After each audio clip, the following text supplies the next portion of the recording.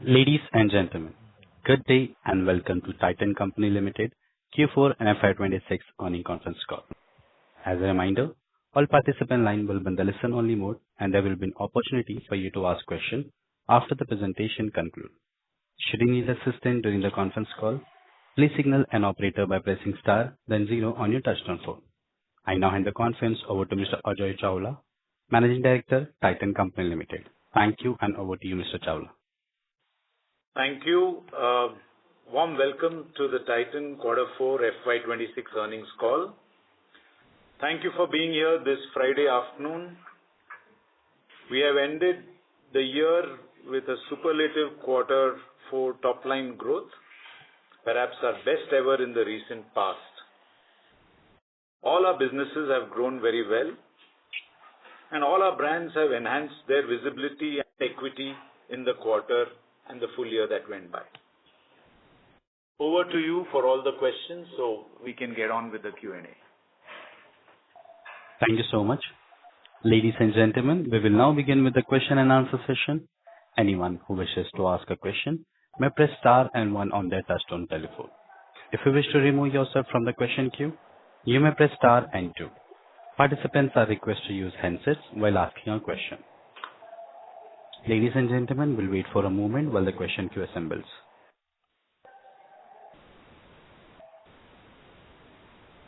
Our first question comes from the line of Devanshu Bansal from Emkay Global. Please go ahead.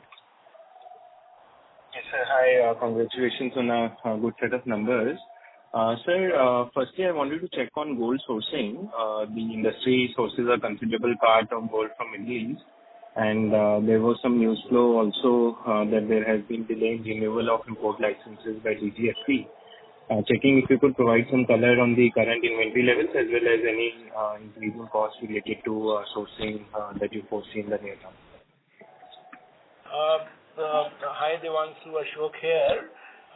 While some of those slowness we are also picking up from the customs point of view, but we are pretty much quite covered for quarter one, and also our gold exchange program is very, very successfully being run from the last quarter 3 onwards. Actually, we always used to run this, but now we have another level of and at a short notice we can kind of, if required, further ratchet down. And some of the other plan Bs are also ready, so we are at least not concerned in the short term as far as gold supply is concerned for Titan, TANISC and CaratLane perspective. Got it, Mr. Sundharia. Sir, just small follow-up. From an availability perspective, I understood, but do you foresee any increase in cost? Maybe our gold metal loan cost was around 3%. Do you foresee an increase there? No, not yet. Actually, now, if you would recall, gold loan tenure has been increased from 180 to 270 days, and I think we are working on that and we are successful in starting that also. So we don't see any increase in cost in gold loan, at least in the short term. Sure, sir. Second, couple of bookkeeping questions. Sir, Damas is a recent acquisition. International loss has been around 80 crore in Q4. If you could guide us on the top line scale, growth, as well as near-term loss run rate for Damas, it would be helpful in sort of forecasting for FY27. One of the positive news for international business, if you look at the full year, at operating level, they become profitable. And this is the first year after whatever 2-3 years back we started and we scaled it up. So full year basis, it is profitable. Quarter 4 certainly had challenges, which we all are aware. March month was quite disturbed in the GCC, where not only Damas is present, but our TANISC also is present. So all those things have kind of come in the quarter 4 in the form of loss of 82 crore, what you are seeing. GCC continues to be a evolving or situation which is unpredictable at this stage, and where the Damas vast retail network is there, and TANISC is also expanding there. through some conversion of the mass retail network. So a lot of restructuring going on there. But over the, I would say, 2-3 quarters beyond, if you want to look at, we are very, very positive about the aspects of whatever is happening in the integration, the operational improvement. We are quite positive about that. So the mass, the next 4 quarters, we started consolidating from the January. First 4 quarter, of course, we have started disclosure in some manner, and maybe you will see increased disclosure coming out of us as kind of we get better, and then next year onwards you will also have comparison. Then you will be able to assess how the situation in terms of growth of revenue, margin of the mass itself is improving. But right now we are not separately calling out. But it is not a major part of 82 crore, I can tell you. Whatever plan they had, it is actually they have done better than that plan. Got it. So last one, the unallocated losses, which used to be around 20-30 crore, this time around is around 140 crore in Q4. So what has led to this higher loss? For corporate? Just give me a second. Okay, so this is, there was a quite good performance for the full year as Ajoy started, and Titan, in past also we have spoken about, we have a tradition of sharing that superlative performance by sharing, we call it special reward, which kind of announced once we know the result, and that is how in quarter 4 it comes without much planning.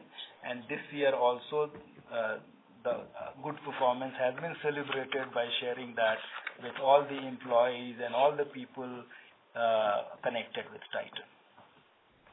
So it is about like 120 crore roughly, and that is what the variation you are seeing. Sure, sir. I have more questions, but I'll join back in the queue. Yes, thank you.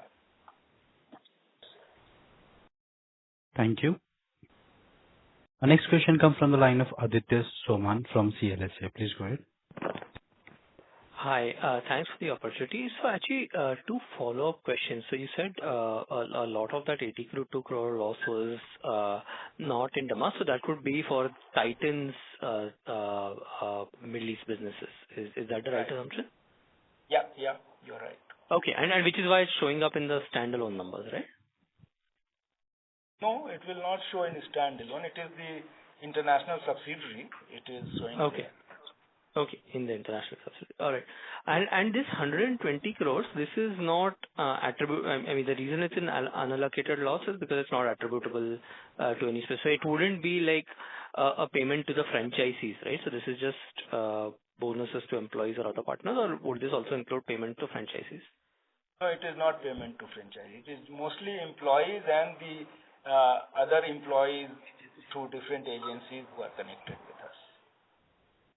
All right. No, very clear. And then just very quickly on the watches business, again, we've seen the reason. Like my colleague just hinted me, one thing which you would see in standalone in international, I don't know what page you are looking at, but we, from the 25-26, although we had a transfer pricing arrangement all through start of international business, but we formalized that from 25-26, where we are treating our all subsidiaries at low risk distributor, and that Titan as a parent company is in a way ensuring that a certain amount of basic profit is there, and that transfer pricing adjustment in the standalone books is about 80 crore plus minus, but in consolidated basis that nullifies because it is between subsidiary and parent. So that I just wanted to point out for you as well as all the people who are on the call. I understand. That's very clear. And that's why the standalone profitability will look lower. Yes. Okay. Very clear. And just quickly on the watches one, so you've given us a sense of how the analog watches have done, but can you give us a sense of what the contribution for the full year is from analog watches now? Hi, this is Denny here. Analog watches, overall growth has been around 16% for the year. If you look at both smart and analog put together, because smart reduced in numbers, overall growth has been about 14% for the watches division. And you were asking about contribution. What contribution were you looking for? No, just a revenue contribution of analog watches within the overall business, or within the watch business. Within overall business. Analog within the watch business. Analog within the watch is around 85%. No, 90. Now 90. Now closer to 90, yeah. Okay, very clear. Thank you. That's it from me. Thank you. Our next question comes from the line of Mihir Shah from Nomura. Please go ahead. Hi, sir. Congrats on a good set of numbers. Thank you for taking my question. So first question is on buyer growth. I just wanted to get a sense of what led to the return of buyer growth to 8% versus flat that we've seen for the past 9 months. Was it a brief period of stable gold demand that brought it back, or I'm sure you'll be doing certain activations, etc., on diamond. So how should one look at the return of buyer growth? Was it more from gold point of view or from activation point of view? Yeah, thanks. This is Arun Narayan here. So very clearly we have seen resurgence in buyer growth in quarter 4, and what we have reported is 8% versus a flattish for the period prior to that. Now, two clear types of buyers: those who are waiting on the sidelines for to buy, and pretty much we have seen gold rates go up from festive onwards, so Q3 onwards. It's been climbing, and there are many customers who were waiting on the sidelines who came in to buy in quarter 4. And we've also seen an advancement in wedding purchases because people were anxious that it could go up even beyond. And those who have weddings in their families in quarter 1 also ended up coming in the months of Feb and March too. So it's a mix of both, which is helped. But also we have seen a resurgence in buyer growth on the studded front as well, aided and enabled by the of diamonds, which has been a very, very successful campaign, a very fresh campaign, very different from what we have done in the past. So on both sides, we have seen a good buyer growth.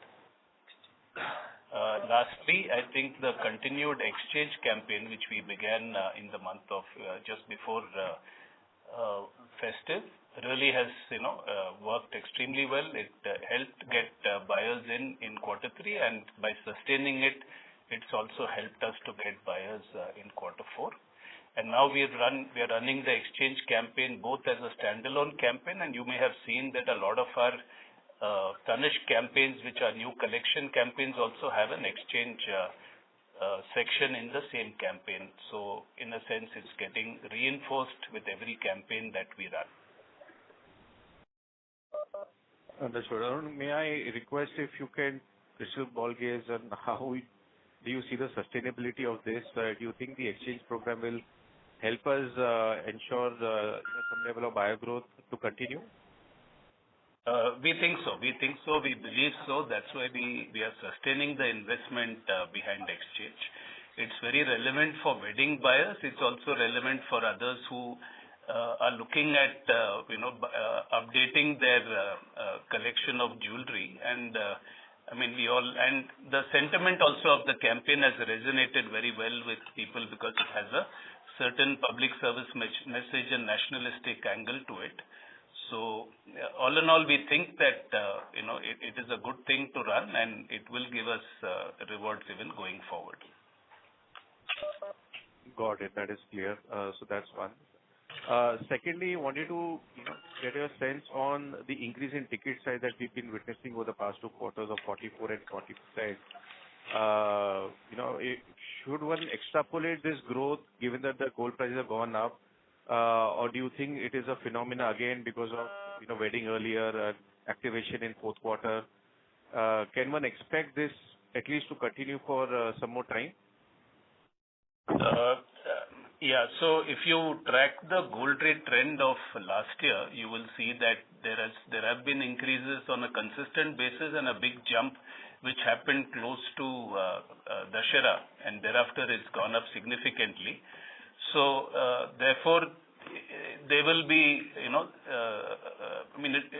that sense, if you were to compare, let's say, quarter one versus quarter one of last year, just the increase in gold rate will give us a certain ticket size benefit in quarter one and quarter two. But the second half of the year, we will have to see how the trend of gold actually, how it kind of pans out. But perhaps for the first 2 quarters, we may see a certain benefit. Got it. And lastly, on profitability, you have been within the 11-11.5% band in the TMZ side of the business in domestic. Any confidence on sustaining these levels? I understand this quarter, while it is down YOY, but because of the gold diamond activation, it will be optically sequentially better. But ability to sustain these margins, any insights of that will be great. Yeah.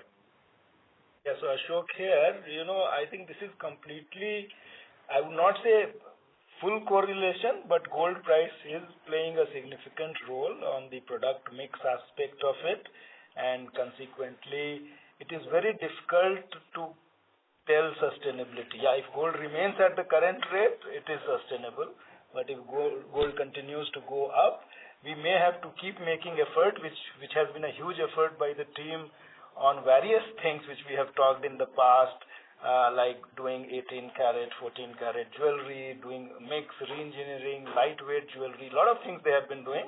So to some extent you can offset that, but beyond a point, there will be impact on margin, and that is visible. Some 10-20 basis point we have been kind of losing, and the other thing which we are able to offset sometimes through the control of our overhead costs, etc., optimizing that.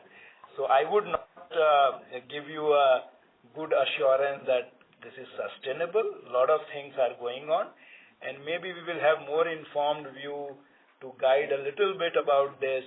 How do we see it, in the context of where growth is number one priority? How do we see it maybe in our investor day, which we are planning in June first week?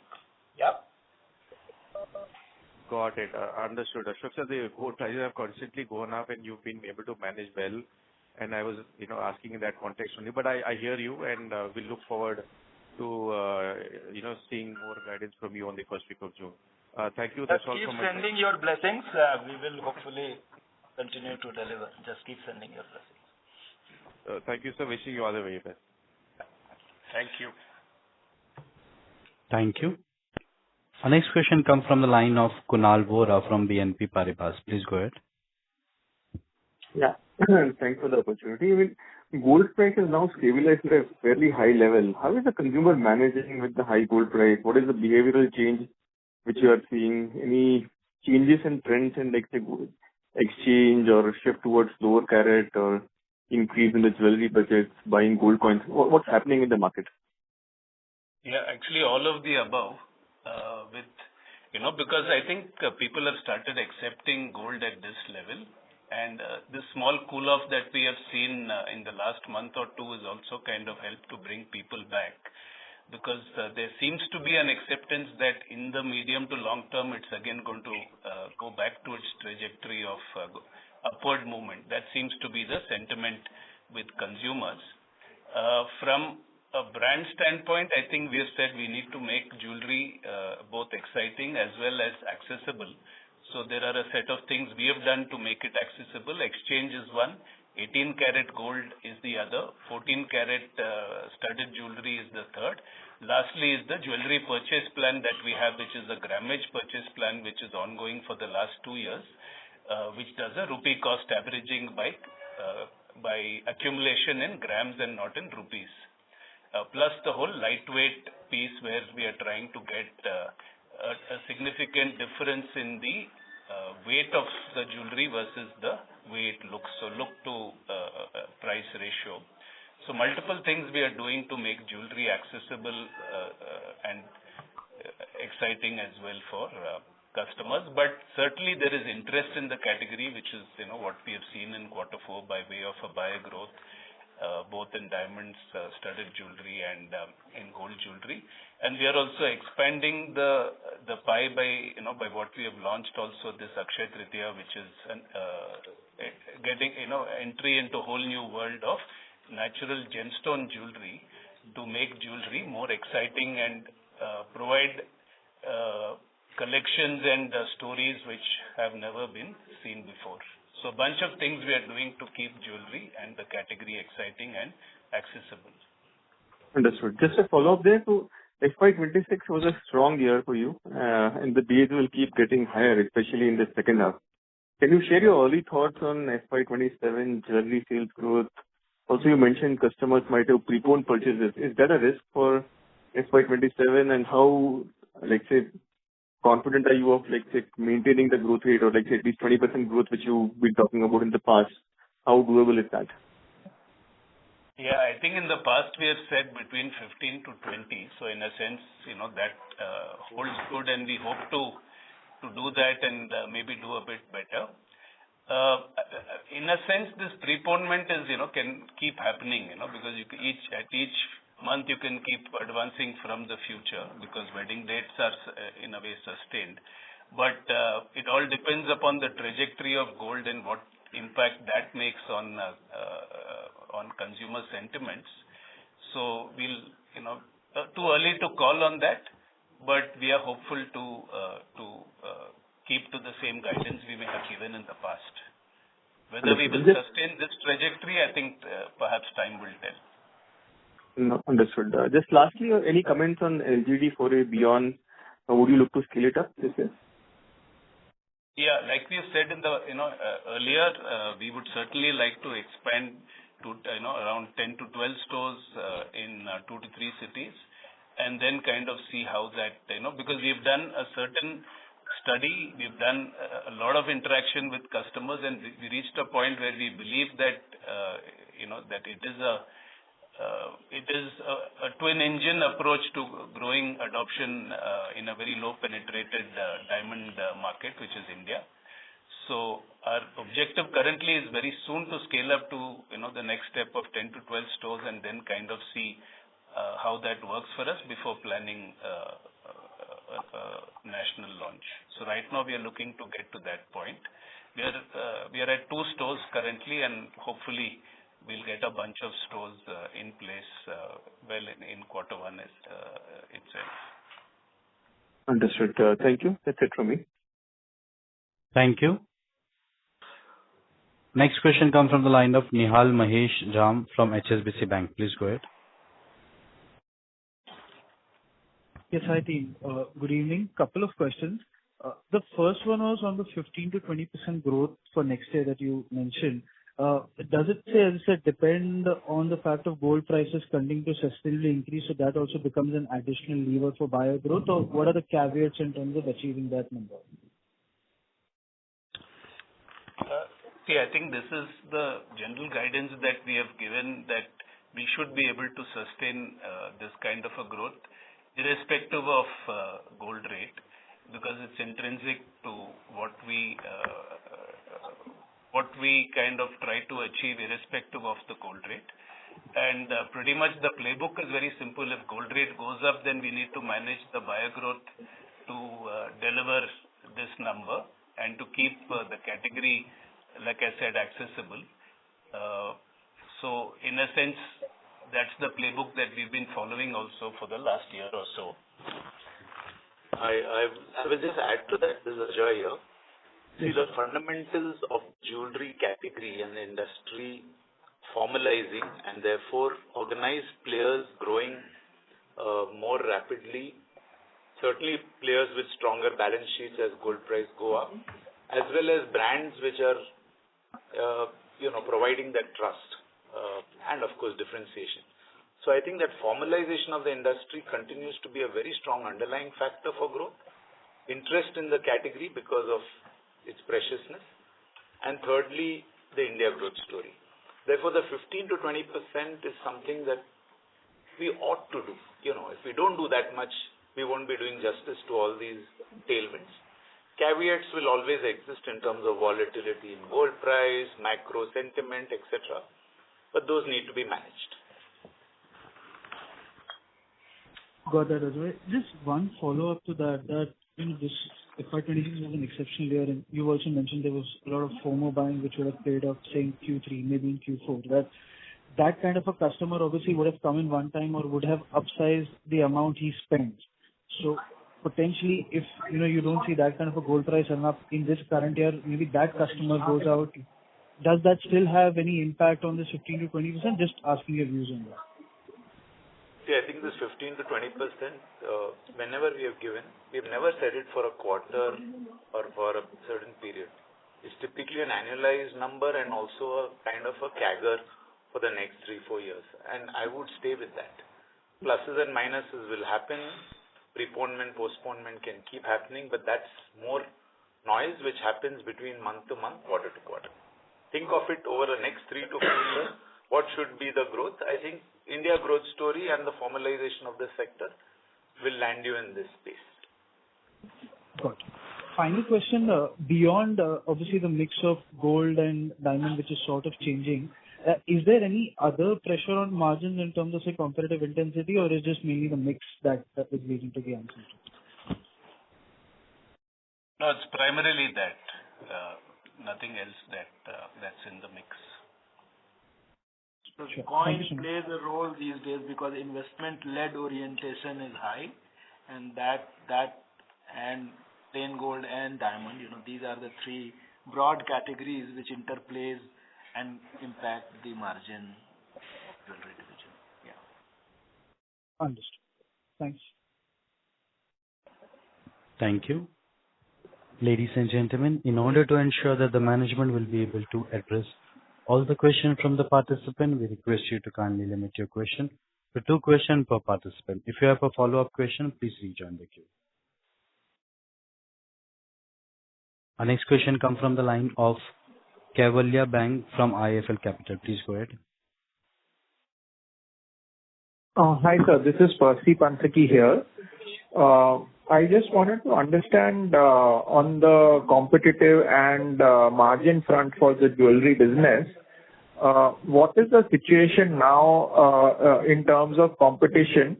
Is it still sort of on a YOY basis getting more intense in terms of discounting and so on? And on a standalone basis now for the India business, what kind of EBITDA margins are we confident of achieving in FY27?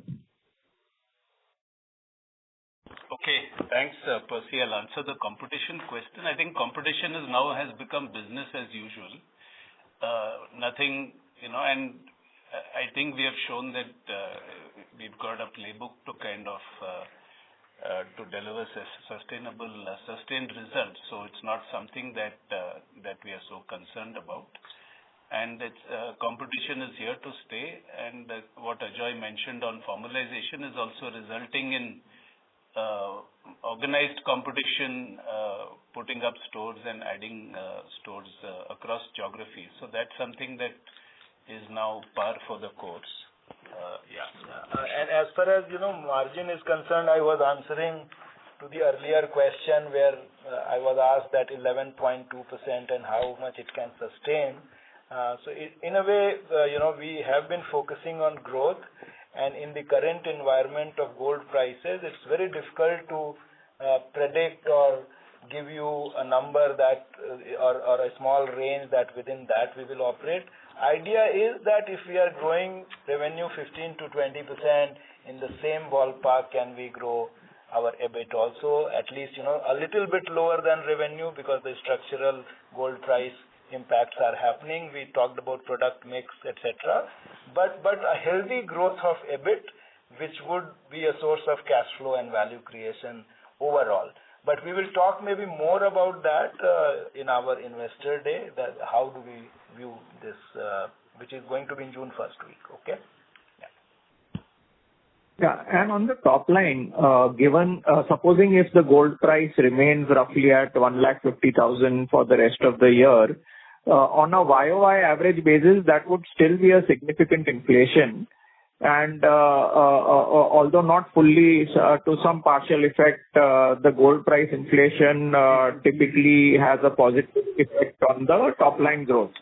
So when you are saying a 15-20% growth, aren't you lowballing the possible growth for FY27 given where the gold price is currently? No, we are not lowballing. We said this is the medium to 3 to 5 year horizon. If you want to look at, this is the growth rate we are expecting. We are not giving any guidance to you for FY27. As Arun spoke about, quarter 1 and quarter 2 may have benefit of this gold price inflation substantially. Quarter 3, quarter 4 already gold price was quite elevated, and it will completely depend on trajectory from there on.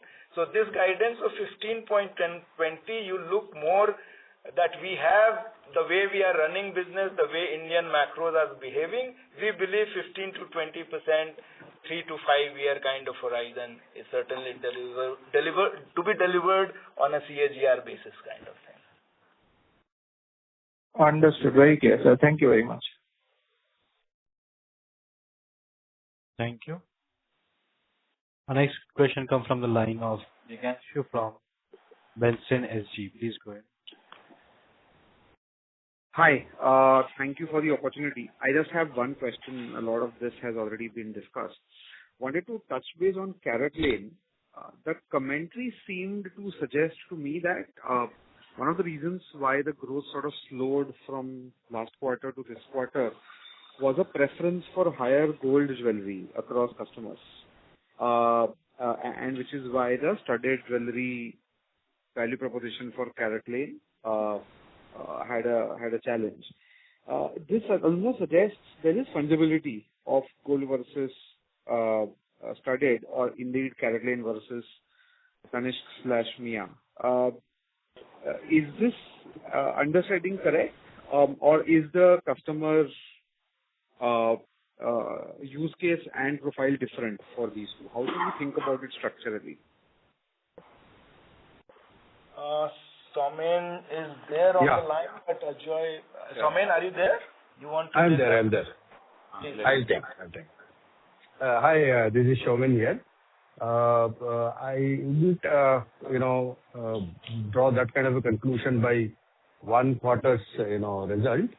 And I think if you look at even the studded sales of Tanishq or even otherwise, I think it has been a good sales, good growth. For CaratLane specifically, among other things, we have grown to the tune of 22-23%, which is per se not bad. But we also had a big, platform level shift, meaning we moved from our legacy ERP to, Oracle Fusion. That had created some degree of operational challenges, especially in the month of January and first half of February. And February month is very critical for CaratLane because Valentine is our next big month after Diwali. So at some level, we have not been able to fulfill some of the demand that were coming to us. So I would say this is a bit internal, and this is a part and parcel of any big change that happens in terms of ERP migration.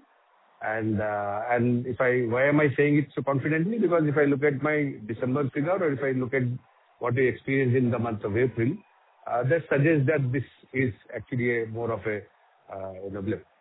Yeah, so I wouldn't think there is any significant change in customer preference for diamond and therefore for CaratLane. Okay, clear. Just a quick follow-up then. The margin profile changing for CaratLane and at 8.4% this quarter is also a function largely of operating leverage or something else as well? Yeah, it is, because the revenue was one big factor.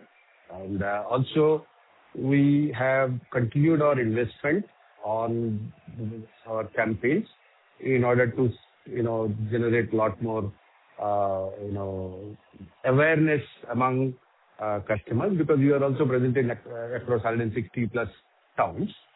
So these would be the two factors, but revenue would be the single largest factor for the. But for the year, it's almost nearly 10%. Yes. Okay. All right. That's it for me. Thank you so much. Thank you. Our next question comes from the line of Siddhant from Goodwill. Please go ahead. First question was about TANERA. What kind of metrics are you targeting till you start opening new stores again? Like, is it some inventory turn, profitability? Hi, this is Ajay here. I'll take that. On TANERA, I think we are undergoing some kind of a review of the way we are managing the store operating model through a mix of merchandise change, price points, and strengthening the consumer value proposition. And therefore, the metrics we are looking at is twofold. One is, of course, same store growth, buyer growth, and thirdly, we'll be looking at the stock turns as well as the sell-throughs of product merchandise that has been brought in. These are the top level pieces that we are tracking, and a lot of work is underway to kind of bring in a lot more buyer growth, particularly in the sub 10,000 price band category. And some of that will start showing up in the next few months. Okay, that's great to know. About the Damas, just I wanted to understand a little more about the minority stake. So, because we're converting some Damas stores to Tanishq, how does it work for the minority shareholder? And what is the acquisition plan like for the residual stake in 3-4 years, whenever it is planned? Because in case it is very successful, you might not want to overpay for it or something like that, right? If it is very successful, we are happy to overpay. But it is about 4 years after that occasion would come where partners can discuss and transact. Some of the retail conversion which are happening in favor of Tanishq in the catchments where Southeast Asian customers are dominant. They are under a franchisee model with Damas, so minority shareholder interest has been completely protected, and both the partners are in full partnership, taking some of these calls for the upliftment of brand equity and everything what Damas is expected to do for our Arab segment. Yeah. Understood. That was good to know. And the third question would be: would we expect the momentum at TEAL to continue, and how's the Just Tech acquisition doing? So that has done wonderfully well, which you can see in the full year result, I think, which we have spoken about. And TEAL has good opportunities unfolding under various domains, and they are a powerhouse of engineering, precision manufacturing. Ajay, you want to add something? Yeah. I think the TEAL business has some good growth tailwinds or opportunities sitting in front. A lot of India manufacturing coming in, a lot of investments, aerospace sector, defense, infrastructure, electronic chips. So manufacturing itself, because of partly government-led incentives, as well as the fact that internationally many clients are choosing to have a China Plus One strategy. Both of these augur very well. And the automation business as well, having a lot of opportunities thanks to a lot more new sectors also emerging, from batteries to EVs to so many other things. Understood. Thank you so much.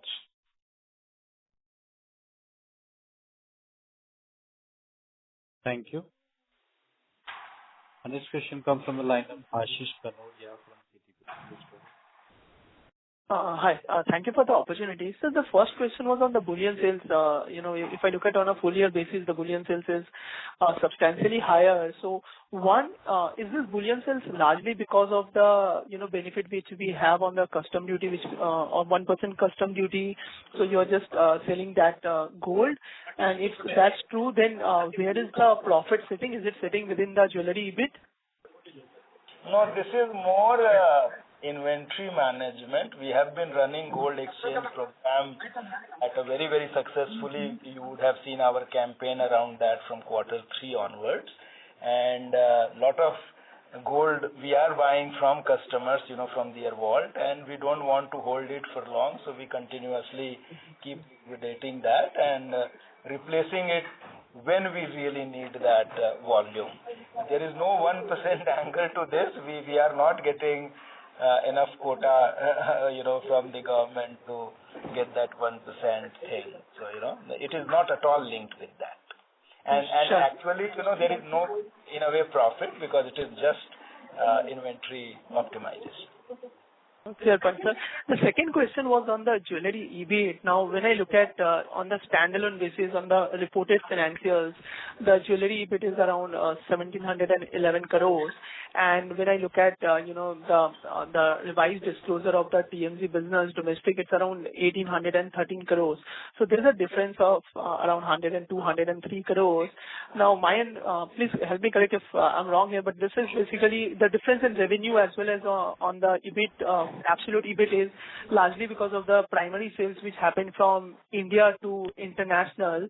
And if that's true, why is there suddenly 102 crore loss this quarter versus typically having profit? Because this is mostly gross margins on the primary sales. So that, I spoke about that transfer pricing adjustment of about 80 plus crore. That is sitting into the India international business. That is why you are seeing that loss. Otherwise, and this is a new thing, as I spoke in the beginning, sometime during the call, that Titan as a parent company is ensuring that its international subsidiaries who are doing this jewelry business, they are low risk distributor, and we ensure that they have a minimum profit there. So that is sitting there. Sure, so maybe I will connect more on this offline. And just last question, I think, on the demand side is one, if you can help me understand, I think you talked about the grammage purchase plan, which started 2 years back. So one, when did we started seeing the first, which quarter did we started seeing the, maybe the redemption of the same? Because I think it's typically a 1 year phenomena. So that's one. And second thing is, this 1Q will have Adhik Maas as well. And when I look at historical numbers, 2018 we saw some de-acceleration in growth because of Adhik Maas. The next year 2021 because of COVID etc. is not very clear. But 2024 we didn't see any impact from a growth point of view. Whatever was the trajectory, it kind of continued. So from an Adhik Maas point of view, anything to look at, or do you think that there are enough initiatives the company has taken to mitigate that impact on growth? Okay. Thank you for that, for the two questions. Let me answer the first one first. The redemption for the Riva Golden Advantage grammage program started from Jan 2025. This is at a national level, though the program was run at a pilot level in Tamilnadu prior to that. So Jan 25 was the national, at a national level is when redemptions began. The second question on Adhik Maas, honestly, we haven't really given it too much of thought for me to, answer that. But see, there is a lot of seasonality in jewelry purchase. There are months which are auspicious, months which are not auspicious. So it pretty much is part of an operating rhythm that we have. So really, we don't, worry too much about this. Sure, sir. Thank you and all the best. Thank you so much. Thank you. Our next question comes from the line of Ali Asgar Shakir from Motilal Oswal Mutual Fund. Please go ahead. Yeah, thank you for the opportunity, sir. So just I have one question on the margin. So, we've seen margin slightly coming down, obviously, because of the prices going up, and, you also have to offer promotions, discounts to the customer. Now, as you mentioned that Q1, Q2, prices will be high, but beyond that, if prices remain at the current level, would we expect the discounts, promotions to now start coming down, and therefore, in a flattish gold price environment, your margins could be better? See, our reference was more from the growth point of view that Q1, Q2 may have a tailwind of differential gold rate compared to last year Q1 to this Q1. and quarter 3, quarter 4 might be much more closer if gold prices doesn't go further up. But if at all they go further up, then again something may happen. So it was more from the growth point of view than the margin point of view, our response that.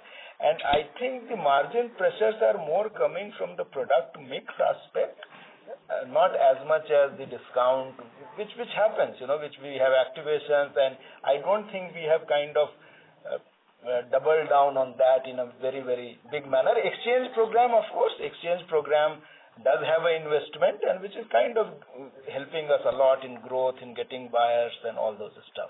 So we are quite comfortable in continuing with that. Okay. But just to, further, persist on this point, that if at all the gold prices remain stable, do you think there is any possibility of improvement either from the point of view of also mix or maybe whatever activations we may be doing to increase customer intensity?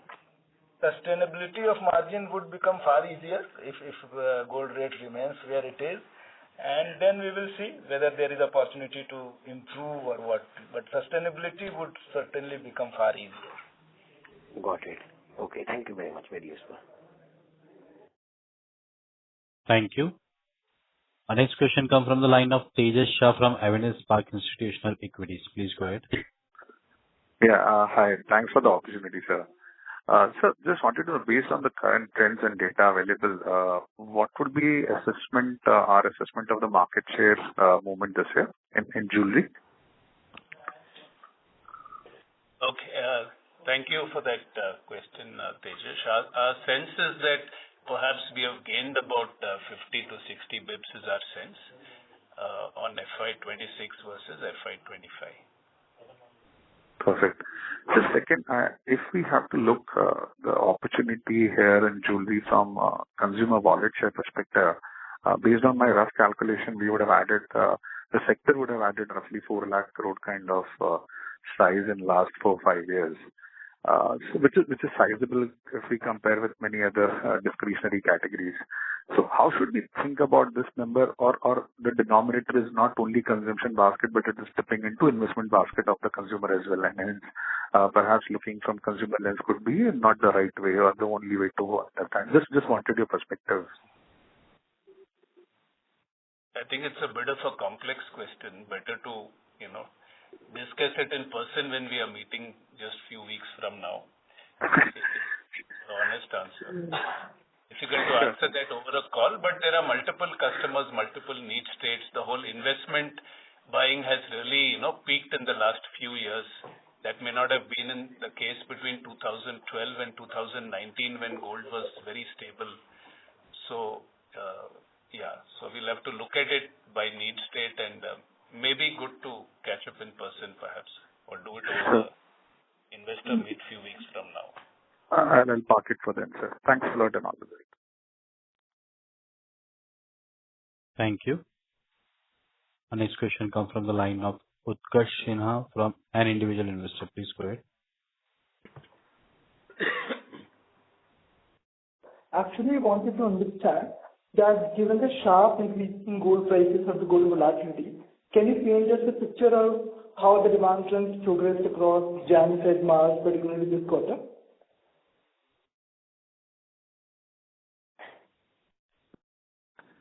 I think gold price increase has actually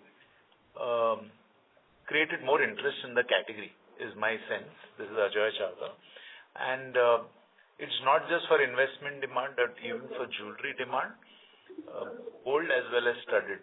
I think Arun shared that how people have requirements for wedding, people have requirements for adornment. I think the interest in the precious jewelry category has got heightened with the high gold prices and across segments, young, old, modern, traditional.